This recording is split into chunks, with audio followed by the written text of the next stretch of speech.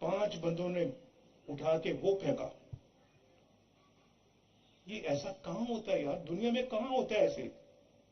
फिर हम पूछते हैं हम क्यों पीछे रह गए हैं, हमारी क्या वजह है कि हम दुनिया के पस्तरीन ममालिक में हम शामिल हैं आज।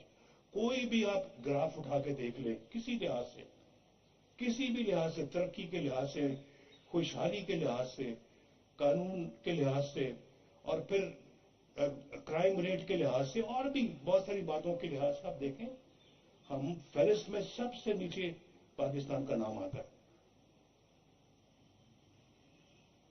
ये इतना खूबसूरत मुल्क था, है, कि हम इसको अपना जन्नत बना सकते थे, जन्नत। इतना इतना यहाँ लोगों के अंदर एक माशाअल्लाह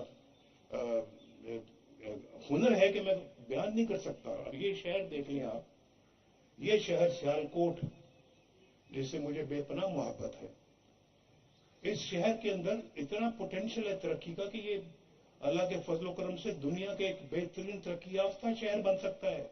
अपने पाकिस्तान मुल्क को ये बहुत तरक्की याफ्ता बना सकता है।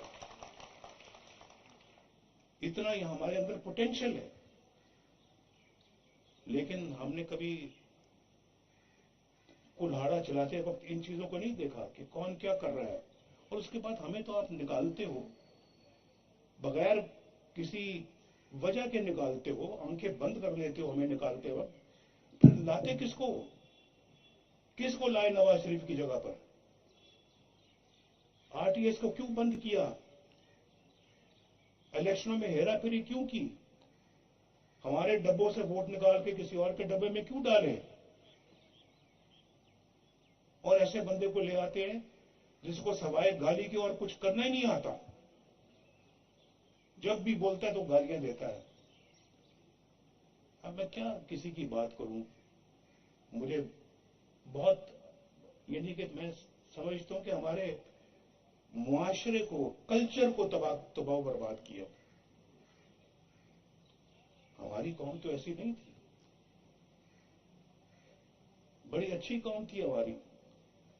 आज उसकी इस्लाह की तरफ हम सारा वक्त ये सोचते रहते कि हम अपनी कौम की इस्लाह कैसे करें हम। और जो मुल्क का हाल हो गया है, मुझ जैसा बंदा 10 दफा सोचता है, 10 दफा सोचता है कि अपने मुल्क को किस तरह से दोबारा डगर पे लेके आए। हम बार बार गलतियां करने के जो है वो नहीं, मैं ठीक है, मैं जरा खामोशी इख्तियार कर। हम बार बार गलतियां करने के मुतहम्मल नहीं हो सकते। लेकिन अब सुन ले मेरी बात, मैं बहुत कुछ है, मेरा दिमाग भी उन बातों से भरा हुआ है, दिल भी भरा हुआ है। दिल जख्मी होने के साथ साथ जो है वो उसमें अफसोस भी इस बात का है कि हम क्या बनने जा रहे थे और क्या आज बनते हैं। लेकिन मैं आपको ये बता रहा हूं कि जो कुछ नुकसान हो गया है वो बहुत भारी नुकसान हो गया है, लेकिन उस नुकसान को रिपेयर करना